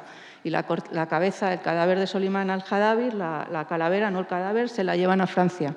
Y en Francia la estudian como un caso etnográfico de degeneración, lo que hoy llamaríamos tercermundista, incapaz de tener buenos sentimientos, en fin, va de museo en museo y en la actualidad sigue estando en el Museo del Hombre de París.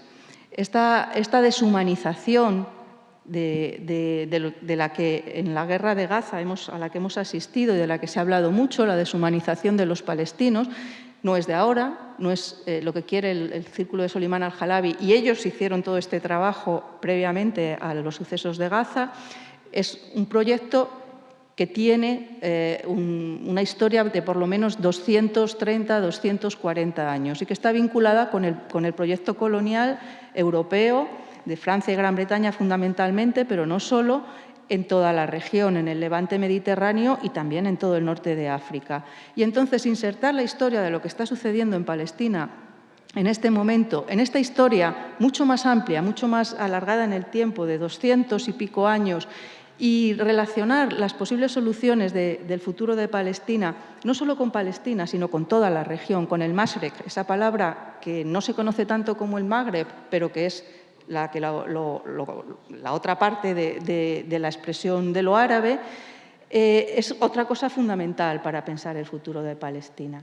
El futuro de Palestina está enraizado en un espacio que ha sido común, en el que los pueblos se han ido sumando, diversas confesiones, diversas lenguas, diversas tradiciones culturales. Es una amalgama que es lo que hoy, hasta hace 100 años, conocíamos eso, ¿no? como el Bilad al-Sham, donde estaba también Palestina. ¿Cómo ha desaparecido en 100 años a partir del proyecto sionista, pero el proyecto sionista enmarcado en un proyecto más amplio de colonialismo, la historia de Palestina? ¿Qué futuro le espera a Palestina? Ahí podemos enlazar con lo que comentábamos antes a propósito de las posibilidades de un futuro anacional.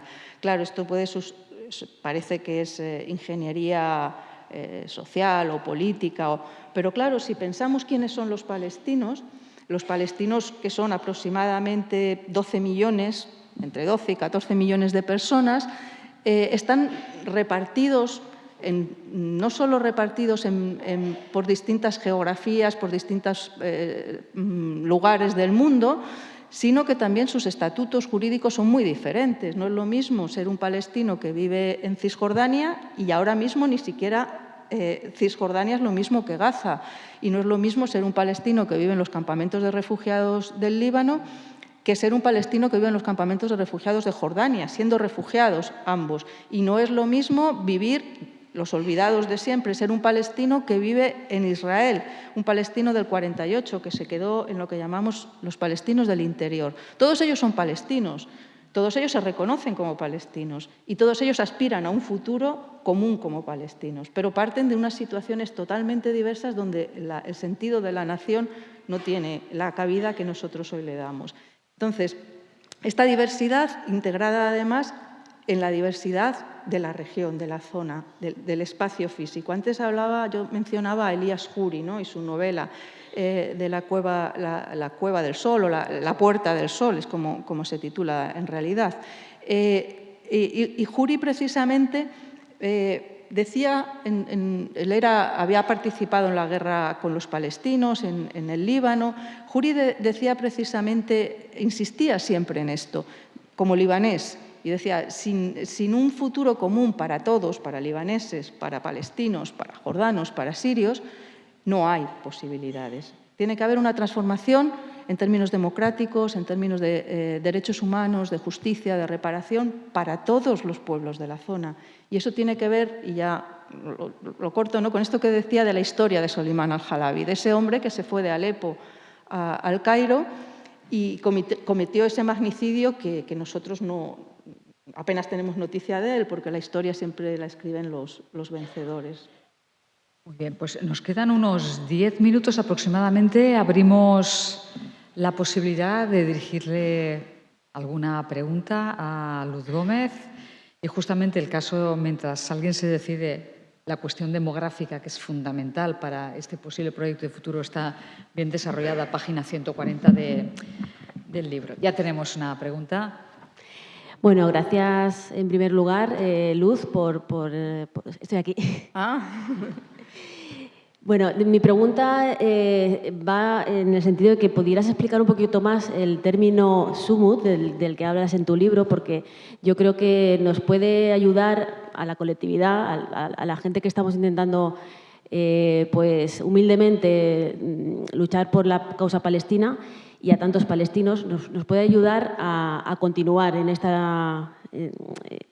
tan difícil que es acabar con un exterminio, y que en otras ocasiones de la historia, como bien has comentado, en nuestro propio territorio, pues quizá nos hubiera ayudado, ¿no?, a no olvidarnos de nuestra propia historia.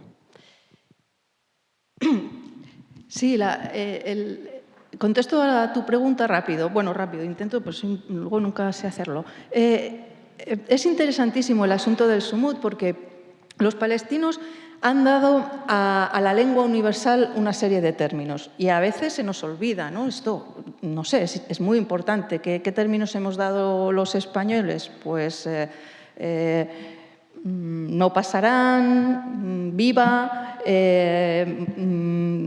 miliciano, son buenas palabras. Bueno, pues ¿qué han dado los palestinos a la lengua universal? Pues han dado intifada, han dado fedayín, han dado kufilla. Son todas palabras que tienen que ver precisamente con eso, con el sumut. Pero sumut no ha pasado la palabra sumut. Y claro, no ha pasado porque, bueno, esta es una interpretación, no ha pasado porque es imposible de definir con celeridad. La intifada es un levantamiento, un acontecimiento de tal año, de tal año, de tal año. La kufilla es el pañuelo que tal, el fedayín es el joven guerrillero. ¿Pero qué es el sumut? Claro, el sumut es Hansala. El sumut es el niño de 10 años, siempre de espalda, que Nayi El Ali plasmó para siempre, al que no le vemos la cara, pero siempre le vemos en su actitud de estar, de permanecer. Y esta idea, la idea de estar, de permanecer, tiene que ver precisamente con la noción de Nakba. La Nakba no es un tiempo, la Nakba no es un momento, la Nakba es un estado. Y frente a ese estado, al estado de la Nakba, que se pueda entender solamente como resiliencia pasiva, por eso el término resiliencia no es exactamente lo mismo que sumut, frente a esa idea de la resiliencia pasiva, el sumut propone la continua actualización del trauma y de la furia de la Nakba. El no olvidarlo y tenerlo continuamente presente en cada actuación, en seguir comiendo lo mismo, en seguir hablando en esta lengua, en seguir reivindicando, digo en términos palestinos, con esta llave. ¿En qué podemos hacer? ¿Cómo podemos nosotros participar de ese sumut? Bueno, eso ya creo que es importante escuchar lo que los palestinos, en este caso Imad, nos decía, ¿no? Imad decía, no nos olvidéis, seguir movilizando, seguir activos. Eso es sumut. Es sumut el BDS en que podemos participar cada uno en nuestro pequeño espacio. Y luego yo creo que una manera importantísima de hacer sumut es escuchar siempre las voces palestinas, no apropiarnos, no seguir incurriendo, como yo misma he empezado diciendo, no incurrir en decir yo lo que hay que hacer, sino que nos digan ellos. Y bueno, por leer, dar voz un poco a los palestinos, os voy a leer un texto que yo creo que especialmente, a mí me resulta especialmente sugerente. Se trata de un género que los palestinos llaman el testamento del mártir. La palabra shahid sería otra de estas palabras que circulan mucho en la prensa y que es de difícil traducción. Y el género del testamento del mártir puede sonar así muy grandilocuente, pero no lo es ni mucho menos. Es en las notas, con frecuencia notas, en las que los jóvenes que desde los años 60 se lanzaban a la revolución dejaban a las familias, a veces en la mesilla o en el bolsillo de una chaqueta, en cualquier lugar, por si acaso no volvían. Siempre ha sucedido esto, ¿no? También los que iban a ser ajusticiados al alba dejaban durante el franquismo su testamento de mártires o de caídos, ¿no? Bueno, pues este tipo de género, que es a veces muy, muy literario, a mí me gustan mucho y trato de recopilarlos, y son hasta tal punto interesantes que cuando asesinaron a Sinwar, al líder de Hamás, han circulado multitud de testamentos apócrifos de Sinwar, hasta el punto de que no sabemos cuál es el auténtico, ni siquiera si lo hubo. Este género a mí me resulta especialmente llamativo. Y hay uno, que es el que os voy a leer, de un joven que pertenecía precisamente a este grupo del que he hablado, el de Soliman al-Halabi, que se llamaba Basil al-Arash y que fue un gran ídolo de los jóvenes palestinos, ¿no? Un fedayín simbólico. Lo mataron en 2017. Y encontraron en su bolsillo, bueno, no os cuento la historia, así os compráis o leéis el libro en la biblioteca, da igual, o lo pirateáis y leéis la historia de Basil al-Arash. Yo os leo su testamento, que tiene que ver con esto del sumut y de qué hacemos nosotros, ¿no? Y nos dice Basil al-Arash, dice: en el nombre de Dios, clemente y misericordioso, por la Arabidad, la patria y la liberación. Si lees esto, significa que he muerto y que mi alma ha ascendido hacia su Creador. Pido a Dios que encuentre un corazón limpio y que lo acepte. Es suyo, sincero, sin rastro de hipocresía. Qué difícil es escribir tus últimas palabras, un testamento. Hace años que reflexiono sobre las últimas palabras que escribieron los mártires. Siempre me ha desconcertado que fueran tan breves, de expresión tan veloz, tan concisas y tan ajenas a la elocuencia que no sacian nuestra sed de respuestas al porqué de ir al martirio, de caer. Ahora soy yo el que camina hacia la muerte, satisfecho y convencido de que he encontrado las respuestas que buscaba. Qué estúpido he sido. ¿Hay algo más elocuente y que diga más de un mártir que sus actos, los actos en sí? Debería haber escrito hace muchos años, muchos meses esto. No pude hacerlo porque me hacía esa misma pregunta que ahora os hacéis vosotros que estáis vivos. Así que, ¿cómo voy a responderos? Buscad por vosotros mismos. En cuanto a nosotros, los que ya estamos en la tumba, solo buscamos la misericordia de Dios. Entonces, bueno, como una... Muy significativo y, bueno, ese género del testamento del mártir nos da también una pista de la futilidad de la vida para un palestino. Siempre la muerte puede estar a la vuelta de la esquina, ¿no? ¿Tenemos otra cuestión?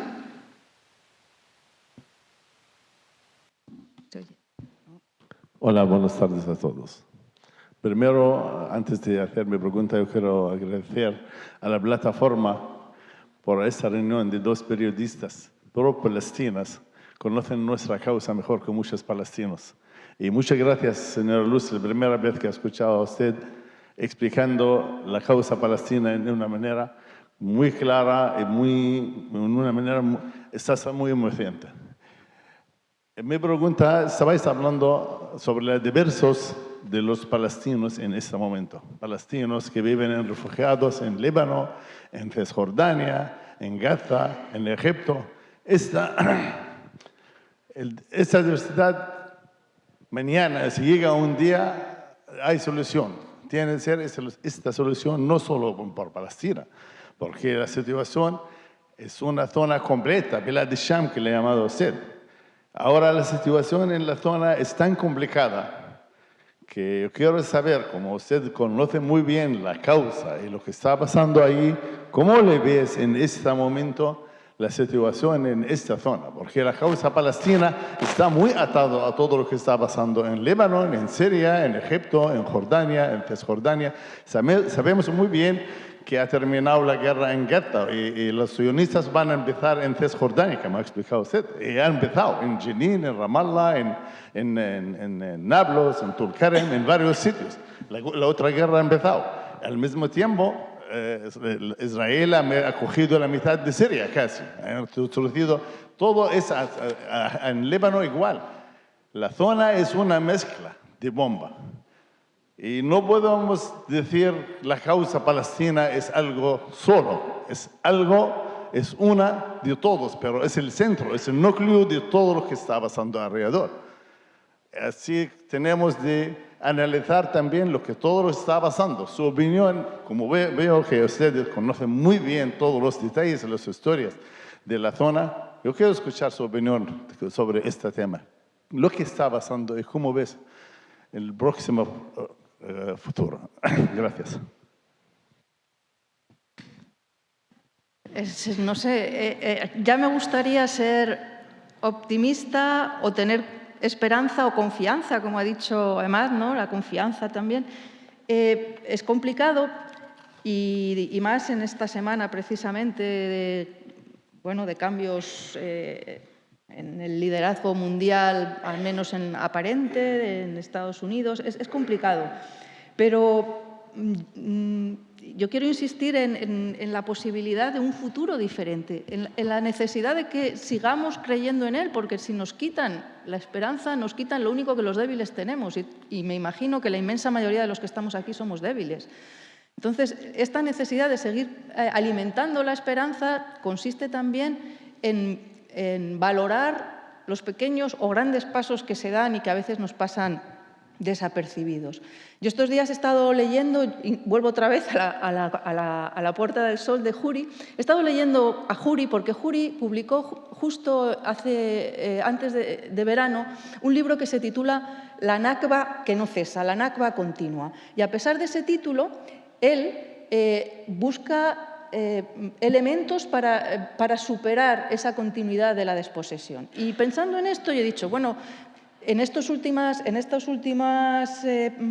simplemente mes y medio, no más, hemos asistido a una serie de acontecimientos que nos pueden ayudar a pensar el futuro con cierta esperanza. Ha caído el régimen de los Assad, ha caído Bashar al-Assad. En el Líbano, después de más de 2 años, hay un presidente y un primer ministro. No serán maravillosos, el Líbano tendrá todos los defectos que queramos, pero permite que, por ejemplo, nos digan nuestros amigos de Beirut que de repente han aparecido autobuses en la ciudad y se puede uno mover por Beirut, cosa que era imposible. A nosotros nos puede parecer algo, pero no había manera de transporte público, por ejemplo, ¿no? Y hay una tregua en Gaza, que es todo lo débil, todo lo dificultosa que queramos, pero no hay muertos diarios en Gaza. Y cada muerto menos es un muerto menos. Entonces, estas pequeñas cosas tenemos también que aprender a alimentarlas y a sostenerlas. El Tribunal Internacional de Justicia sigue trabajando y tenemos que seguir insistiendo en que lo haga para que el crimen del genocidio sea penalizado y tenga sus consecuencias. La Corte Penal Internacional ha ordenado órdenes de captura para algunos de los líderes israelíes. Hay que hacer que se cumplan, hay que seguir llevándoles a los tribunales, hay que seguir apoyando todo ese esfuerzo. En la ONU, Israel está cada vez más aislado. Bueno, pues a lo mejor hay que conseguir que se vaya de la ONU.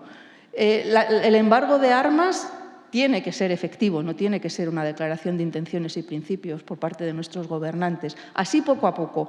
¿Es voluntarismo? Yo no creo que sea voluntarismo. Yo creo que hay que insistir en los pequeños pasos y en los grandes cambios, que los ha habido también, que pueden ir en un sentido o en otro, pero que son cambios y que vienen de... Usted me preguntaba, en la región, solo en 4 o 5 semanas se ha cambiado todo esto. Ya sé lo que tenemos al otro lado del Atlántico y aquí en casa, pero aquí somos muchos también y no nos dejemos amilanar, que se dice en mi tierra, no sé si aquí se dice. También. Tenemos 3 preguntas más. ¿La decimos las 3 a la vez? Pues sí, mejor. Si las concentramos, ¿no? Si no, nos tenemos que ir a hacer nuestra performance. Buenas tardes para todas y todos. Yo quería hacer dos preguntas. La primera es empezar por sus primeras palabras. Bueno, muchas gracias por el espacio también. Empezar por sus primeras palabras de reconocer la esperanza de los palestinos. Es de verdad un elemento muy característico de las personas palestinas. Acabo de regresar de Italia de trabajar con la Cruz Roja Italiana en acogida de primeros migrantes y menores no tutelados, en la cual trabajaba con varias personas de Palestina y pude evidenciar esa esperanza de la cual usted habla. Uno de mis compañeros de trabajo palestino que se encuentra en este momento allí, estuve hablando con él en estos días y justo ayer me dice, le pregunté por el acuerdo del cese al fuego, pues que empieza el domingo, y su mensaje fue: es nuestra victoria.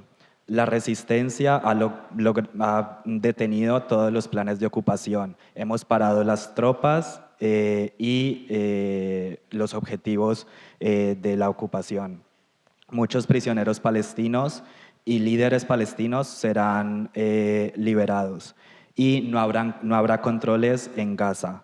La resistencia palestina es fuerte y determinada.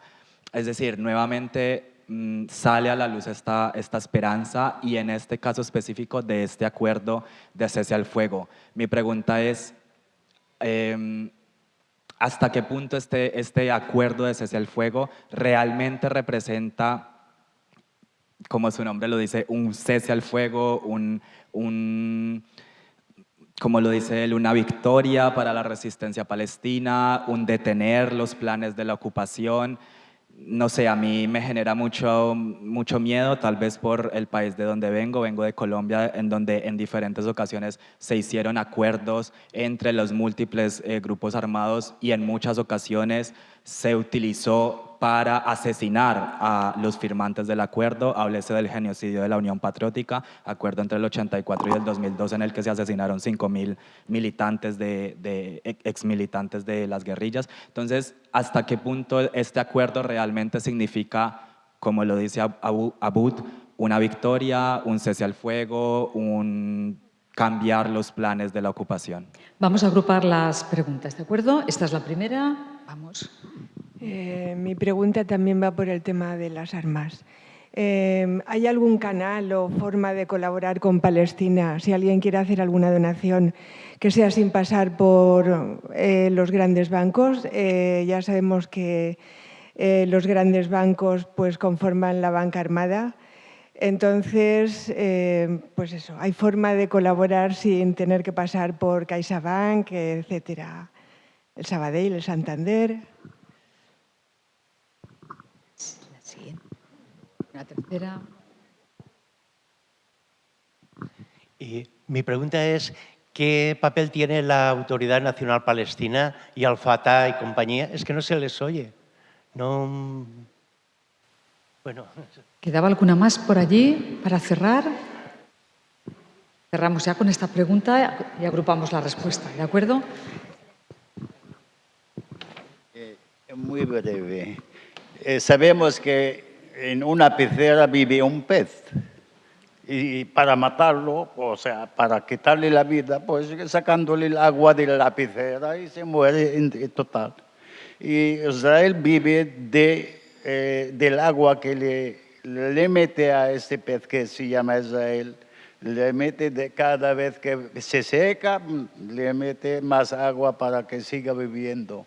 Nadie ha culpado al Occidente. El Occidente es el promotor, el sostenedor de Israel. Y si los palestinos están ahí haciendo su lucha contra Israel en Gaza o en Palestina, nosotros, o sea, como españoles, tenemos que hacer nuestra lucha contra nuestro gobierno que apoyan a Israel para poder, sí, todos a una, así como fuente vejuna, como dice el refrán. Muchas gracias. Bueno, contestamos rápidamente y sobre la victoria y el alto el fuego. Por volver a la historia, que es donde el terreno en el que yo me muevo con más facilidad. A lo largo de los últimos 60 años, digo 60 por hablar desde 1967 para acá, los últimos 60 años los palestinos han sido derrotados una y otra vez. Hay que reconocerlo. Han sido derrotados en las resoluciones de Naciones Unidas, donde a veces ni se les ha reconocido, ¿no? Como en la resolución de 1967, la 242, o en los acuerdos de paz entre Egipto e Israel, o en la salida de Beirut, o en los acuerdos de Oslo. Han sido derrotados. Y en cada acontecimiento de estas derrotas, esto no es que lo diga yo, es una cosa que además hay trabajos sobre ello, de nuevo hechos por intelectuales palestinos, en este caso por Nur Masalha y por Iyad Fayez, cantan victoria. Y dicen, la palabra victoria, intisar, es otra de esas palabras del vocabulario palestino que no se entienden si no estás dentro de la propia historia palestina. Cómo cada derrota es una victoria. Yo no puedo responder si este alto el fuego es otra victoria de ese tipo, ¿no? Sospecho que sí. Pero al mismo tiempo se convierte en otro elemento más de ese sumud del que antes hablábamos y que hace que sea imposible borrar a Palestina, ¿no? Ese verso famoso también de Mahmoud Darwish, pero que lo dice todo palestino, de se llamaba Palestina, se sigue llamando Palestina. Se sigue llamando Palestina. Y en parte se sigue llamando Palestina por esta cuestión de las victorias que vienen de otra frase muy palestina y que es terrible, que dice, muero, luego existo. En cuanto a la colaboración que me preguntaba una compañera por ahí, no sé muy bien quién, pero había alguien, yo no sé muy bien qué decir, pero yo siempre pienso, lo que más daño hace a Israel es lo que más ayuda a Palestina. Y a Israel parece que le hace mucho daño la UNRWA. Así que si la UNRWA le hace mucho daño a Israel hasta el punto de querer acabar con ella, porque acabar con la UNRWA no es solo que también dejar sin educación, sin sanidad, sin alimentos. Prácticamente ellos atienden a unos 3,5 millones de palestinos, de los 5 de refugiados que hay. No solo es eso, acabar con la UNRWA es acabar con quienes mantienen la historia de los refugiados palestinos como una responsabilidad de la comunidad internacional, de las Naciones Unidas, que fueron los que pusieron en marcha el plan de partición de Palestina. La UNRWA es una responsabilidad de las Naciones Unidas con Palestina por haber sido responsable de la partición. Así que si tanto daño les hace la UNRWA, yo siempre apoyo que se ayude a la UNRWA, como idea, así en general. ¿Por dónde pasa el dinero? Bueno, eso ya es así, pero creo que esta es una organización a la que hay que defender siempre. Y la otra pregunta sobre la Autoridad Nacional Palestina y Fatah, pues es aquello de ni está ni se les espera. ¿Para qué nos vamos a engañar? Pero bueno, en este momento concreto tampoco hay que hacer, quiero decir, no hay que fijarse tanto en lo que no están haciendo en Gaza, sino en lo que están haciendo en Cisjordania, que es muy, muy grave. Es muy grave que estén apoyando al ejército israelí a sitiar y a allanar el campamento de refugiados de Jenin. Es muy grave que se hayan convertido en cómplices de la persecución y incluso a veces el asesinato de los jóvenes de la resistencia, sean de Hamás, por ser religiosos, como podamos pensar aquí, yihadistas, bla, bla, bla, sean del Frente Popular para la Liberación de Palestina, que son marxistas-leninistas, les da exactamente igual. O sea que ni está ni se les espera, pero están haciendo un trabajo. Y eso, a la larga, les va a costar muy, muy caro. De hecho, y ya con esto sí que acabo, voy a hacer aquí el canto a la universidad, para eso soy universitaria, ¿no? Si hay un sitio donde hay democracia, pluralidad y se puede tomar el pulso a la vida palestina es en la universidad, en las universidades palestinas. Allí bulle todo, allí hay libertad. Allí discuten los estudiantes, los profesores, el personal de administración y servicios, hacen manifestaciones, performance y todo lo que queramos.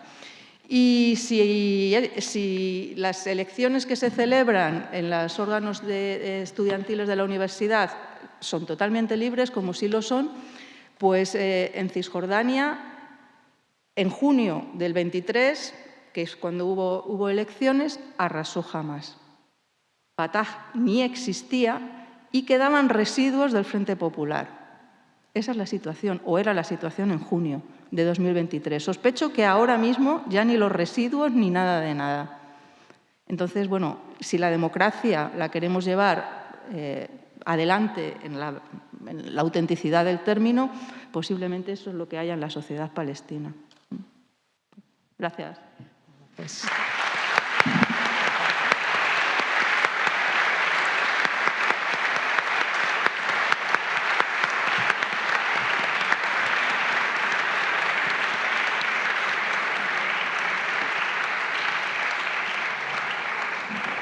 Bueno, Palestina, hereda del futuro, el aplauso ha sido el mejor agradecimiento, ha sido toda una lección. Vamos a dar la palabra a Mutain Al-Hadri de Jove Solides para que nos explique qué vamos a hacer a partir de ahora. Bueno, yo no lo voy a explicar, yo solamente aprovecho rápidamente antes de pasar a Isa, que es la que va a explicar lo que vamos a hacer ahora, el mensaje, solamente comentar. Desde Gaza, con 11 años, se conectó Selma, solidarándose con los afectados de la Dana, recordando Valencia. Imad, hoy, desde su tienda de campaña, solamente ha pedido que nadie olvide Gaza. Aunque no salgan en las noticias todo el rato, allí sigue habiendo muchísima injusticia.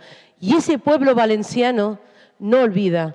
Ese pueblo valenciano es solidario, es cooperante y no vamos a olvidar de Gaza. Y esta tarde vamos a mandar mínimamente un mensaje de paz que mi compañera Isa lo va a explicar. Muchas gracias, Luz. Muchas gracias, Lola.